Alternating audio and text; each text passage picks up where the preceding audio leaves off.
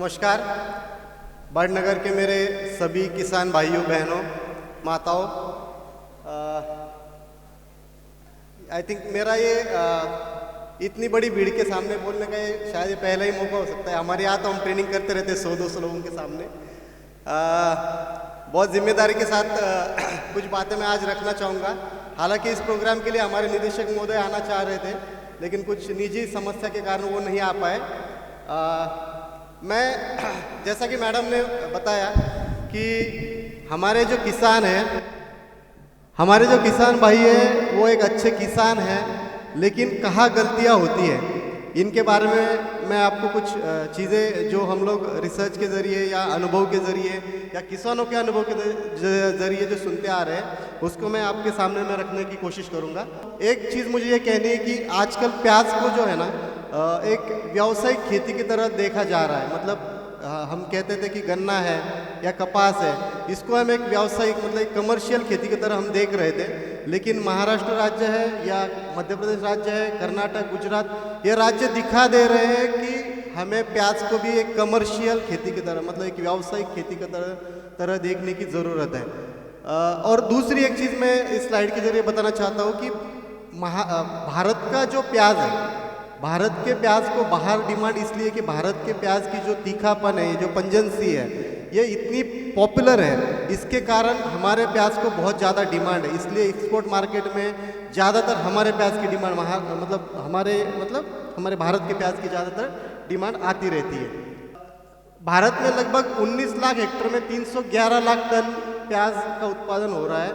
उसमें से लगभग 40-42 टन जो उत्पाद हो रहा है वो अकेले महाराष्ट्र में हो रहा है। उसके बाद जो राज्य है उसका नंबर आता है मध्य प्रदेश राज्य, जो आपका राज्य है, इसमें ये प्रोडक्शन होता रहता है। इन बातों को, ये आंकड़ों को हमें थोड़ा देखना चाहिए। हम कभी कभी कहते हैं इससे क्या होगा, ये आंकड़े आपको क्या जानकारी देती है कि हम किस क्षेत्र में हम आगे हैं, हमें और आगे कहाँ बढ़ना है। इन सब चीज़ों को हमें समझने की ज़रूरत है कि हमारी स्ट्रेंथ क्या है, हमारी वीकनेस क्या है और हमें आगे क्या करना चाहिए। इसलिए मैं इन आंकड़ों को आपके सामने रख रहा हूँ। एक दो तीन चीज़ें और भी मैं कहना चाहूँगा कि भारत ने पिछले 20 सालों में जो प्याज का एरिया है वो लगभग 3 गुना हमारा बढ़ चुका है। हमारा प्रोडक्शन 4 से 5 गुना बढ़ चुका है और हमारे प्रोडक्टिविटी मतलब पर हेक्टर जो उत्पाद है वो भी हमारा बढ़ चुका है। तो हम लोग कुछ मायनों में बढ़ते जा रहे हैं। जैसा कि मैं आपको बता रहा था कि जो मुख्य राज्य है, ये मुख्य 5 राज्यों का मैं आंकड़ा यहाँ दे रहा हूँ, उसमें से महाराष्ट्र और मध्य प्रदेश, यह 2 राज्य बहुत ही अग्रसर है, मतलब आगे है।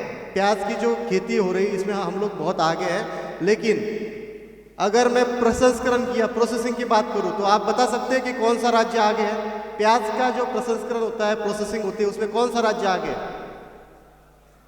प्रोसेसिंग की बात कर रहा हूं मैं। गुजरात राज्य 4-5वें नंबर पे होने के बाद भी सबसे ज़्यादा प्रोसेसिंग के प्लांट जो लगे हुए हैं गुजरात में, भावनगर, महुआ एरिया में 100-150 प्लांट लगे हुए हैं। और ये हमें सोचने की बात है। इसलिए मैं आपको कह रहा था कि आंकड़ों को देखना पड़ेगा हमें कि हम कुछ जगह पे आगे हैं और आगे क्या कर सकते हैं, इस पे हम क्यों नहीं सोच रहे हैं। हम, मैडम ने भी बताया कि हमारा किसान बहुत अच्छा है, लेकिन क्या वो बिजनेसमैन है? क्या यहाँ इंडस्ट्री के लोग आए हुए अपने अपने प्रोडक्ट को कितना अच्छे तरीके से रिप्रेजेंट कर रहे हैं, वो अपने प्रोडक्ट को कैसे दिखा रहे हैं? क्या हम दिखा रहे हैं क्या?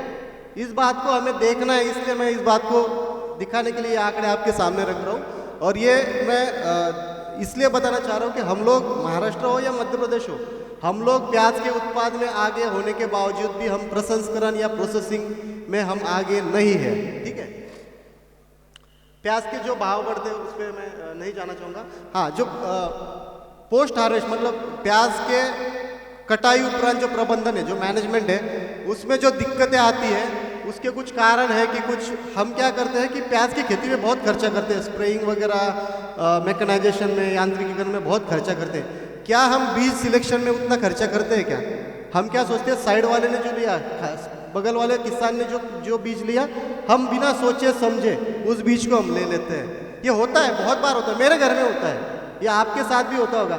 साइड वाले ने 1 स्प्रे कर दिया, मैं 2 करूँगा, साइड वाले ने 1 बोरी डाल दी, मैं 2 डाल दूँगा। होता है कि नहीं? बहुत लोगों के साथ होता है। या दूसरा एक होता है, हम कृषि सुविधा केंद्र में चले जाते हैं, वहाँ पे पूछते हैं कि भाई बताओ कौन सा बीज लेना है, वो जो ठोक देता है हम ले लेते हैं ना। तो हमें हम एक वो महाराष्ट्र में एक या हर जगह एक कहावत है कि जो बीज हम बोते हैं उसी का हमें जो फल मिलता है ना, तो बीज क्यों अच्छा नहीं होना चाहिए, इसके बारे में हम क्यों सोचते नहीं कि हाँ यार बीज में थोड़ा खर्चा हो जाए, चलो मेरे 500 रुपये एक्स्ट्रा लग जाए। बीज में जो अच्छा बीज होना चाहिए ये बहुत ज़रूरी चीज़ है। और ये आपके उत्पाद में ही नहीं, आपके जो पोस्ट हार्वेस्ट प्रोसेसिंग है या भंडारण है उसमें भी बहुत बड़ी दिक्कत करता है। मैं आगे बताता जाऊंगा, ये कुछ मुद्दे हैं जो कुछ प्रमुख किस्में हैं। लाल प्याज है, सफ़ेद प्याज है, पीला प्याज है भारत में, उसकी जो कुछ प्रमुख किस्में हैं, वैसे तो बहुत बड़ी लिस्ट है लेकिन उसमें से मैंने कुछ गिनी चुनी रखी है।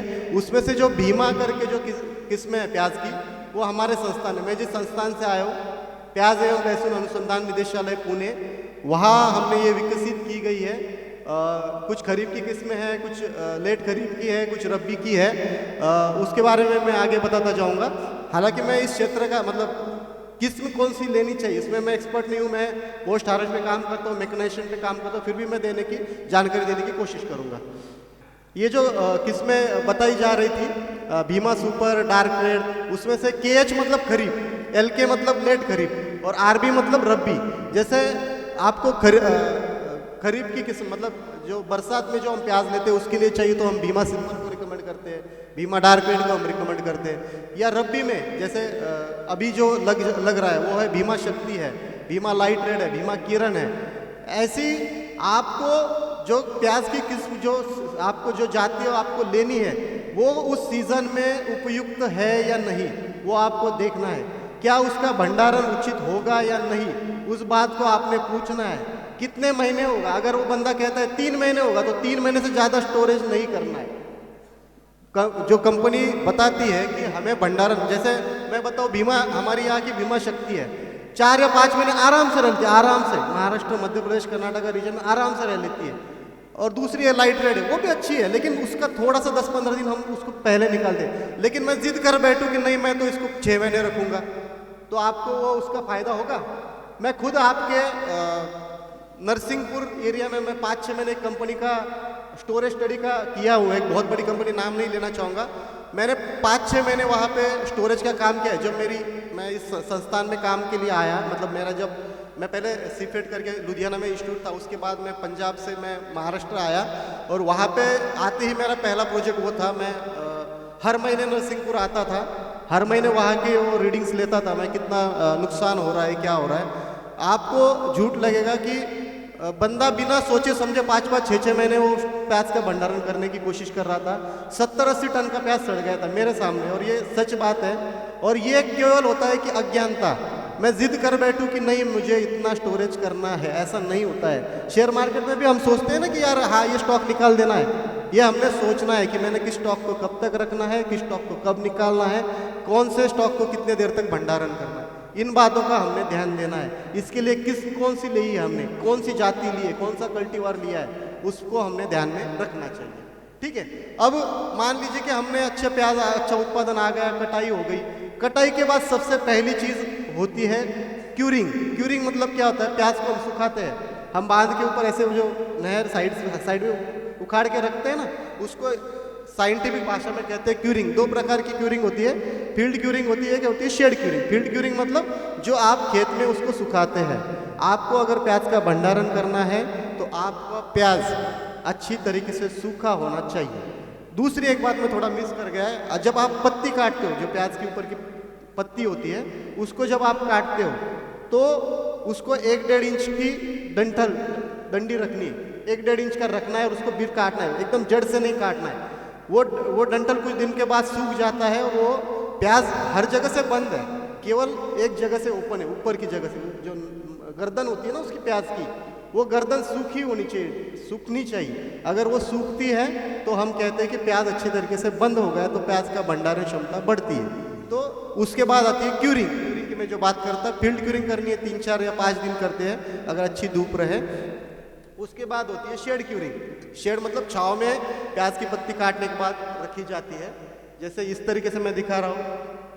ये है पहला जो फोटो है उधर का, फील्ड क्यूरिंग है यहाँ की, दूसरा है शेड क्यूरिंग। जब अगर आपको भंडारण करना है तो ये 2 प्रोसेस से आपको जाना है, ये ध्यान में रखना है। साइड वाले ने भर दिया तो मैं भी भर दूंगा, नहीं। आपका प्याज सूखा होना चाहिए। जब आप ऊपर से ऐसा ढेर करते हो नीचे, तो ऐसे उसकी एक मेटेलिक साउंड आना चाहिए, जैसे कुछ बर्तन में से टकराता है ना, उस तरीके से हल्की सी मेटेलिक साउंड आती है। वो स्टेज होती है क्यूरिंग की, ठीक है। उसके बाद जब आपको भंडारण करना है, आपकी क्यूरिंग हो गई, कटाई हो गई, क्यूरिंग हो गई, जब आप भंडारण करते हो तो आप अपने प्याज को ग्रेडिंग करो। मिनिमम 3 ग्रेड, बड़ा, छोटा, मध्यम, छोटा, मिनिमम 3 ग्रेड्स में आप अपने प्याज को डिस्ट्रीब्यूट करो और फिर भंडारण करो। उसके 2 फायदे होंगे, एक तो आपका भंडारण भी अच्छा होगा और दूसरा उसका एक फ़ायदा ये होगा कि जब आप मार्केट में ले जाते हो तो आपको उस टाइम में आपको ग्रेडिंग करने की ज़रूरत नहीं पड़ेगी। आपका प्याज पहले से अगर ग्रेड किया हो, प्रतवारी जो हम कहते हैं, ग्रेडिंग कहते हैं, अगर पहले से की हुई हो तो आपका प्याज बाद में बस पैकिंग होना खाली रह जाता है। तो उस चीज़ को आपने करना है। भंडारण के लिए जैसे सभी जानते हैं कि 25 से 32 डिग्री टेम्परेचर होना चाहिए, जो तापमान होता है 25 से 32 होना चाहिए। और रिलेटिव ह्यूमिडिटी, जो सापेक्ष आर्द्रता मतलब जो नमी होती है हवा में, वो 65 से 70 होनी चाहिए। बहुत सारे स्ट्रक्चर बने, उनकी मैं लिस्ट दे रहा हूँ, लेकिन उसमें से भी महाराष्ट्र में जो सबसे, या कर्नाटका, एमपी के भी कुछ एरिया में इस तरह के स्ट्रक्चर्स हैं। एक होता है एक रो, सिंगल रो स्ट्रक्चर, एक होता है डबल रो स्ट्रक्चर। इसको महाराष्ट्र स्टेट गवर्नमेंट के द्वारा सब्सिडी भी दी गई है। 5 टन 10 टन के छोटे जो खेत में होते हैं स्ट्रक्चर, और ये जो बड़े वाले 25 टन 50 टन उस तरह के जो स्ट्रक्चर्स होते हैं, इसमें 2 चीज़ों का ध्यान रखना है। इसकी लंबाई कितनी होनी चाहिए, यहाँ दी हुई है मैंने, और दूसरा उसकी दिशा। जो सिंगल रो स्ट्रक्चर होता है, सिंगल रो मतलब एक पाकी स्ट्रक्चर, सिंगल रो स्ट्रक्चर, वो दक्षिणोत्तर होना चाहिए। और दूसरा जो स्ट्रक्चर होता है जिसमें 2 रोज होते हैं, इस साइड में भी प्याज भंडार होता है, दूसरे साइड में भी भंडार होता है, उसकी दिशा होनी चाहिए पूर्व पश्चिम, पूर्व और पश्चिम। इससे हवा का जो संचलन होता है वो बहुत सटीक तरीके से हो जाता है। क्योंकि हमारे यहाँ के मतलब मध्य प्रदेश हो, महाराष्ट्र हो, कर्नाटका हो, हमारे सभी जो स्ट्रक्चर्स हैं जो बने हैं, जो भंडारण गृह बने हुए हैं, वो नेचुरली वेंटिलेटेड, मतलब जैसे हवा लगे वैसा। हम बाहर से कोई हवा दे नहीं रहे। आजकल नए स्ट्रक्चर्स आ रहे हैं, उस पर भी संशोधन चल रहा है, उसके बारे में भी मैं थोड़ा सा बताऊंगा। लेकिन इस तरह के जो स्ट्रक्चर है उसमें इस दिशा का हमने ध्यान रखना चाहिए, ठीक है। इसके बाद जो मैंने बताया कि जो स्ट्रक्चर है वो नेचुरली वेंटिलेटेड है। अब ये जो है थोड़ा सा विकसित, जो हमारे संस्थान ने सबसे विकसित जो अभी भंडारण गृह बनाया, उसको हम कहते हैं कि control onion structure. Control onion मतलब नियंत्रित प्याज भंडारण गृह।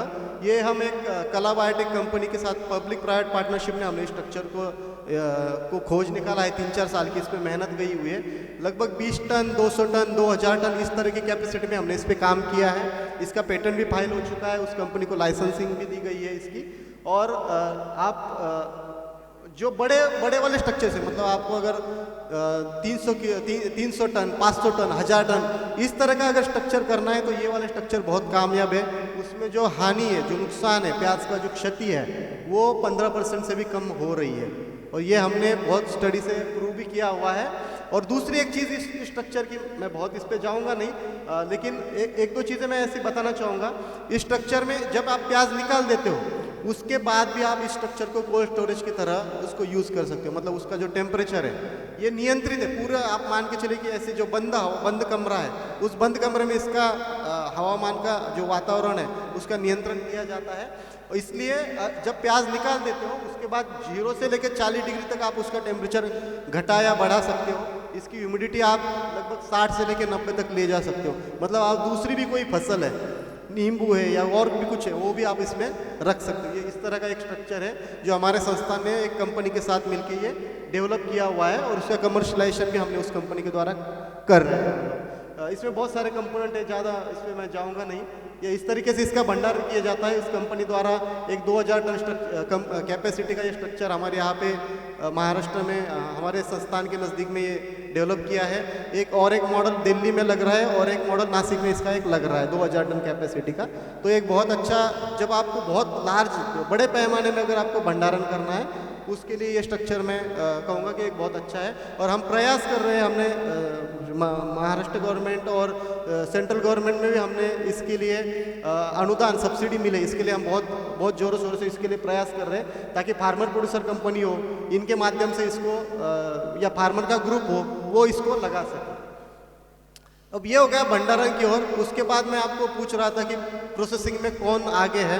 तो प्रोसेसिंग में हमने क्या करना चाहिए, मैं बहुत संक्षेप में इसको दिखाऊंगा कि प्रोसेसिंग के कितने सारे उत्पाद अवेलेबल है मार्केट में।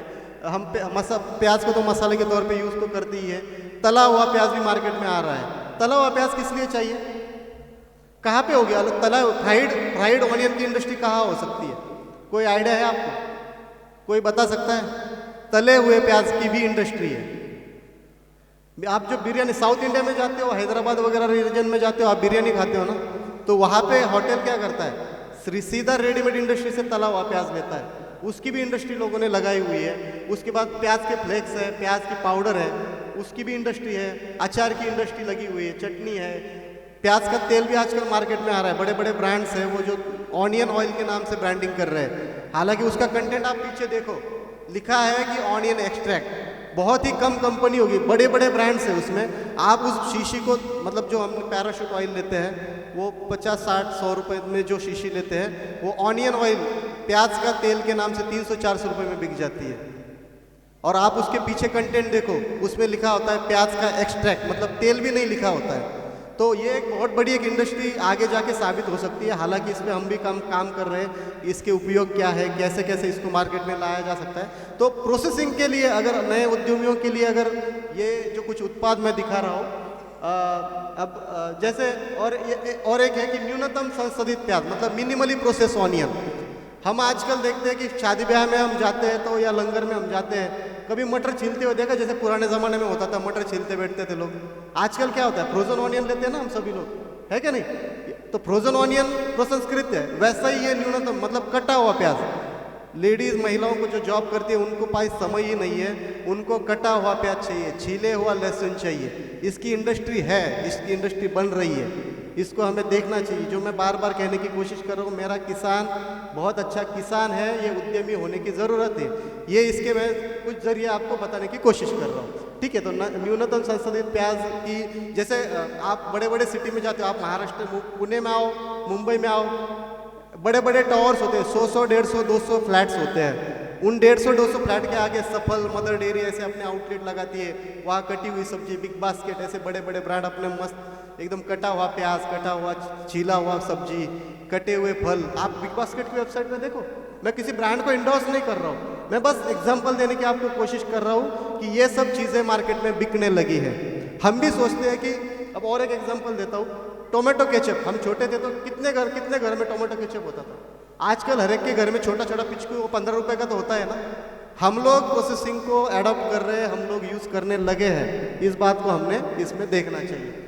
दूसरा है निर्जलीकृत प्याज, जो मसाले आते हैं, कांदा लहसुन, प्याज लहसुन के मसाले आने लगे हैं, या आरटी रेडी, इंस्टेंट सांबर, इंस्टेंट पकोड़े, इस तरह के जो इंडस्ट्री, ये सब ये सूखा हुआ प्याज, सूखे हुए प्याज की पाउडर, या टोमेटो केचप में जो आपको प्याज और लहसुन का स्वाद आता है, गार्लिक ब्रेड करके मार्केट में मिलता है, ये सब ये निर्जलीकृत डिहाइड्रेटेड ऑनियन या डिहाइड्रेटेड फ्लेक्स के इसके ये उत्पाद है। वैसा ही एक है कि प्याज की पेस्ट, आजकल अदरक की पेस्ट और लहसुन की पेस्ट बहुत मार्केट में चल रही है। वैसा ही आगे जाके इंडस्ट्री को प्याज की पेस्ट की भी, मतलब इसके ऑनियन की पेस्ट की भी होटल इंडस्ट्री को बहुत ज़्यादा ज़रूरत है। तो ये भी एक बहुत बड़ा एक उद्योग आगे जाके आने की संभावना है। प्याज का अचार ये थोड़ा साउथ इंडिया में, मतलब तमिलनाडु या कर्नाटका में यहाँ पे ये होता है। इसका अगर आप देखें ना, ये दो तरह का अचार बनता है, एक सिरके में बनता है, एक तेल में बनता है। जो सिरके का जो अचार है, ये अमेरिका और यूरोपीय देशों में बहुत इसकी डिमांड है। और जो तेल में जो अचार बनता है, छोटा छोटा प्याज होता है। आप बैंगलोर वगैरह कर्नाटका रीजन में जाओगे तो छोटा ऑनियन मिलता है, मल्टीप्लायर ऑनियन कहते हैं, एक इतना सा साइज़ का होता है। तो उसका जो वो लोग अचार बनाते हैं, वो उसकी कुछ डिमांड के बारे में मैं आपको बता रहा था। कभी कभी हम होटल में जाते हैं, आपने देखा होगा कि एक छोटे से बर्तन में प्याज रखा होता है, एक लाल कलर का कोई द्रव्य सोल्यूशन होता है, उसमें प्याज रखा होता है। आप साउथ इंडिया में जाओगे आपको दिखेगा। हम नॉर्मली प्याज को अगर काट के रखें तो उसकी थोड़ी महक आती है, वो पूरे उस हॉल में उसकी महक आती है। लेकिन जब आप उसको विनेगर में रखते हो तो उसकी महक चली जाती है, लेकिन उसका स्वाद बना रहता है। तो उसके लिए भी प्याज के विनेगर भी बन सकता है। सिरका जो हम कहते हैं ना, जो ढोकला में वगैरह में जो डलता है विनेगर, या चाइनीज़ आइटम्स में जो बनता है, वो विनेगर भी इससे बन सकता है। किण्वन प्रक्रिया, फर्मेंटेशन की प्रोसेस से ये बनता है। प्रोसेस प्रोडक्ट्स है ये सभी। कुछ नए प्रोडक्ट, ये तो हो गए जो रेगुलर में चलते हैं। अब कुछ नए प्रोडक्ट, बड़े बड़े ब्रांड्स है। देखिए ये अब मैं कुछ फोटो दिखाऊँ, ऑनियन रिंग। तो प्याज को हम काटते तो रिंग्स निकलती है ना, उस रिंग्स को भी लोगों ने ऑनियन रिंग्स की तरह मार्केट में उतारा हुआ है। उसको फ्राई किया, बेसन में डाल के डुबो के फ्राई किया, उसको ऑनियन रिंग की तरह मार्केट में उतार दिया। गार्लिक ब्रेड है, वो भी इसी तरह का है। जो नॉर्मल ब्रेड मिलता है 40-50 रुपये में, हमें मिल जाता है गार्लिक ब्रेड के नाम पे 200 रुपये में बिक जाता है। ठीक है ना। तो ये इस तरह के नए नए कुछ आपके भी दिमाग में कुछ आइडियाज आते होंगे। बारामती में आप आओगे तो वहाँ पे एक फ्रोजन ऑनियन की, मतलब जैसे फ्रोजन मटर की इंडस्ट्री है, वैसे फ्रोजन ऑनियन की इंडस्ट्री एक लगी हुई है। वो सब बाहर देते हैं, कोल्ड चेन को मेंटेन रखते हैं, उसको बाहर दे देते हैं, मतलब एक्सपोर्ट करते हैं। तो इस तरह के प्रोडक्ट्स की डिमांड है, इतना ही मैं यहाँ से बताना चाह रहा हूँ। ऑनियन सॉल्ट, अब हम जो नमक खाते हैं वो नमक है। अब वो एक नाम आया है मार्केट में, गार्लिक सॉल्ट, ऑनियन सॉल्ट। प्याज का नमक, लहसुन का नमक, 80% नमक है, 20% पाउडर है, लेकिन मार्केट चल रहा है ऑनियन सॉल्ट के नाम से, गार्लिक सॉल्ट के नाम से। तो ये नए नए आइडियाज़ है जो लोग क्रिएट करते हैं, उसकी ब्रांडिंग करते हैं और उसके ज़रिए उनकी इंडस्ट्री सेटअप हो जाती है। अब ये तो हो गया प्रोसेसिंग के बारे में, कुछ मैंने उत्पाद दिखाया। अब प्रोसेसिंग करने के लिए कौन से मतलब फसल काटने के बाद कौन से मशीनें, एक संक्षेप में 5 मिनट में इसको दिखाऊंगा। प्याज की पत्ती को कट करना है तो डी-टॉपिंग मशीन, पत्ती काटने के लिए भी मशीन बनी हुई है। Indian institute of horticulture research Bangalore में इस तरह की मशीनें बनी हुई है। जो प्याज की पत्ती काटने के लिए बहुत ज़्यादा लेबर की हमें ज़रूरत पड़ती है ना, वो उसके लिए इस तरह की मशीनें बनी हुई है। पावर ऑपरेटेड है, मोटर ऑपरेटेड है। महात्मा फुले कृषि विद्यापीठ राहुरी में, महाराष्ट्र में, वहाँ पे भी इस तरह की एक मशीन बनी हुई है। ये उसका एक फोटो है। ये ऑनियन ग्रेडिंग, प्याज को जब हमें छांटना होता है या वर्गीकरण करना होता है तो हमें बहुत लेबर की ज़रूरत पड़ती है। हमारे संस्थान ने 2 हैंड ऑपरेटेड और मोटराइज ऑपरेटेड ग्रेडर्स इसके डेवलप किया हुआ है। 1.5 से 2 टन कैपेसिटी की ये ग्रेडर है, उसको भी हमने कमर्शलाइज किया हुआ है। अब इसको अगर मान के चलिए कि बहुत बड़ी इंडस्ट्री है या पूरा एपीएमसी मार्केट है, प्याज का मार्केट है, वहाँ पे क्या करेंगे? तो वहाँ पे इस तरह का जो 20 टन पर डे, 8 घंटे में 20 टन प्याज को वो ग्रेड करके दे देगा। उस तरह का भी पीढ़ी की हुई अकोला एक यूनिवर्सिटी, अकोला में एक यूनिवर्सिटी महाराष्ट्र में, डॉक्टर पंजाबराव देशमुख कृषि विद्यापीठ, उन्होंने इस तरह की एक मशीन डेवलप की हुई है। अब जो मैं प्याज को सुखाने की प्रक्रिया बता रहा था, तो सुखाने के लिए कौन सी मशीनें चाहिए? तो ऑनियन पीलिंग और वॉशिंग करने के लिए भी मशीन बनी हुई है कि प्याज के ऊपर के छिलके को उतारना है, उसको धोना है, उसके लिए मशीन बनी हुई है। प्याज को काटना है। अब आप सोचोगे कि प्याज को काटने के तो लेबर लगा देंगे। कोई भी लेबर 1-2 किलो प्याज से ज़्यादा नहीं काट पाते। आप कितना भी ट्राई करो, कितने भी लेबर लगा दो, आपको भी पता है बहुत आंसू आते हैं, बहुत ज़्यादा मुश्किल हो जाती है। मेरी महिला भगिना, उनको तो पता ही होगा। अब आपको अगर इंडस्ट्री लगानी है तो आप कितने लेबर हायर करोगे? उससे अच्छा मशीनें बनी हुई है ना, 18,000 से लेके 4-4.5 लाख तक की मशीनें बनी हुई है, तो उसका आप उपयोग में ला सकते हो। ऑनियन ड्राइंग करनी, आपको प्याज को सुखाना है तो कैबिनेट ड्रायर है, सोलर ड्रायर है, heat pump dryer, continuous tunnel dryer, हजारों प्रकार के ड्रायर्स मार्केट में बने पड़े हैं। तो क्यों हम उसको धूप में सुखाते बैठे? जो जैसे कभी धूप रहेगी, नहीं रहेगी, धूल आएगी, उस पर कलर चला जाएगा, ये सब दिक्कतें हमें आती है ना। तो ये ड्रायर बने इसीलिए तो बने हुए हैं कि ताकि आप उसको सुखा भी सको। अब उसको हमें एक बार सूख गया प्रोडक्ट तो हमें उसकी पाउडर बनानी है, तो उसके लिए पाउडर ग्राइंडिंग भी बनी पड़ी है। कुछ मैंने नीचे प्रोडक्ट दिए हुए हैं, ये ऑलरेडी मार्केटेड प्रोडक्ट है। मैं फिर एक बार बताने की कोशिश करूँगा, मैं किसी प्रोडक्ट को या किसी कंपनी को रिप्रेजेंट नहीं कर रहा हूँ। मैं गवर्नमेंट में आपके लिए हम लोग काम करते हैं, हम आपके इससे हम सैलरी लेते हैं, तो मेरा फ़र्ज़ बनता है कि मैं उन चीज़ों को दिखाऊं जो आपके काम की है। तो बस मैं दिखाना चाह रहा हूँ कि इस तरह के प्रोडक्ट मार्केट में ऑलरेडी आए हैं मार्केट में है। तो ये नहीं कि ये कोई मैं नई चीज़ बताने की कोशिश कर रहा हूँ। इस तरह की इंडस्ट्री ऑयल सेट है, ऑलरेडी सेटअप है, आप इसमें कुछ नया और कुछ कर सकते हैं। पैकिंग करने के लिए भी मशीनें पड़ी हुई है। अगर आपको पेस्ट को फिलिंग करना है, पाउडर को फिलिंग करना है, तो उसके लिए पैकेजिंग मशीनें पड़ी हुई है। या जो फॉर्म फिल सील, आपकी कैपेसिटी अलग है कुछ, तो उसके लिए अलग से पैकिंग बनाने की भी, मतलब पैकेट ही वही बन जाए। आपको मान के चले कि हमें आधा किलो नहीं 600 ग्राम का पैकेट बनाना है, उसके लिए भी हमें मशीन मार्केट में रेडीमेड मिल जाती है। तो ये कुछ चीज़ें थी जो प्रोडक्ट के बारे में था। कुछ मैं मेरे संस्थान की जो उपलब्धियां है आधुनिक खेती की, और उसको मैं दिखाना चाहूँगा। हम लोग कुछ ऐप डेवलप करें, जैसे सर ने बताया कि बहुत सारे रोग कीटाणु वगैरह लगते हैं, तो उसके बारे में हमने इस तरह का जो मैं एक रिक्वेस्ट करना चाहूँगा। हमारे आत्मा के भी रिप्रेजेंटेटिव्स है यहाँ पे, वो लोग हमारे संस्थान में आप ट्रेनिंग के लिए भी आ सकते हैं। आप किसानों के ग्रुप को भी लेके आ सकते हैं। आप हमारे आगे किसान भाइयों के जो नेता लोग हैं उनको भी मैं कहूँगा कि आप कभी भी हमारे संस्थान को विजिट करिए। 3-3, 5-5 दिन की हम ट्रेनिंग भी इस पे ऊपर करते हैं। तो उसके लिए हमने एक पायलट प्लांट हमारे संस्थान में लगाया हुआ है। अगर इस तरह की प्रोसेसिंग आपको करके देखनी है तो वो भी हमारे पास पायलट प्लांट लगा हुआ है। ऑनियन क्रॉप एडवाइजर ऐप है, इसका ये एक बहुत इंपॉर्टेंट ऐप है। इसमें मैं बता के थोड़ा ख़त्म कर दूंगा। ये जो ऐप है हम लोग अभी कुछ डेवलपमेंटल फेज़ में है। अभी प्ले स्टोर पे ये फ्री में अवेलेबल थी, कुछ कारण से हमने इसको निकाला हुआ है। इस ऐप के ज़रिए आप किस रीजन में हो, आपको कौन सी फसल लगानी है वो आपको दिख जाती है। मान लीजिए आपने फसल लगा दी, चाहे आपने ट्रांसप्लांटिंग करके लगा दिया, सीडलिंग ये बाय मशीन से लगा दी, तो उसके हिसाब से आप अपना कैलेंडर क्रिएट कर सकते हो। मान के चलिए कि आज के तारीख पे आपने सोइंग कर दी और आपने वो जो वहाँ पे ऐप में कैलेंडर क्रिएट है वहाँ पे आपने वो अपनी डेट डाल दी।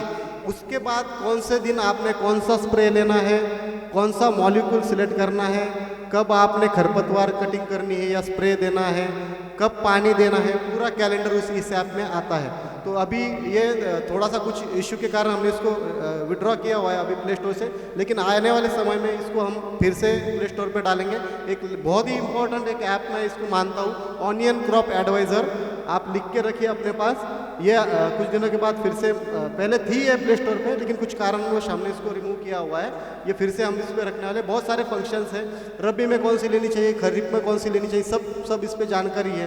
कौन सी किस्म, कौन सी कल्टीवार हमने लेनी चाहिए वो भी पूरी इसमें मौजूद है। ऐसा ही जो डिसीजेस आते हैं, कौन सी प्याज पे क्या क्या रोग आए हैं, क्या कीटाणु लगे हैं, उस पर क्या करना चाहिए, वो एक फ़ोटो के ज़रिए वो आपको बता देगा। इस तरह के भी आपका एक हम विकसित कर रहे हैं, अभी उस पर काम चल रहा है। ड्रोन के ज़रिए स्प्रेइंग का भी हम काम कर रहे हैं कि प्याज पे अगर ड्रोन के ज़रिए स्प्रेइंग, उस पर भी हमारा काम चल रहा है। अधिक जानकारी के लिए हमारी वेबसाइट है www.dogr.icr.gov.in। यही मैं कुछ जो छोटी सी जो चीज़ें जो बहुत ज़रूरी थी उनको मैंने बताने की कोशिश की। मैं अंशु कुमार मैम का मैं बहुत बहुत धन्यवाद देना चाहूँगा कि उन्होंने आज ये मौका हमें दिया कि हम आपके सामने हमारी जो उपलब्धियाँ है मैं उसको रख सकूँ। और भी कुछ जानकारी चाहिए होगी तो आप मुझे कांटेक्ट कर ही सकते हैं, और बहुत बहुत धन्यवाद। देखिए ग्रीन टीवी यूट्यूब पर भी, बस सब्सक्राइब करें और बेल आइकन दबाएं।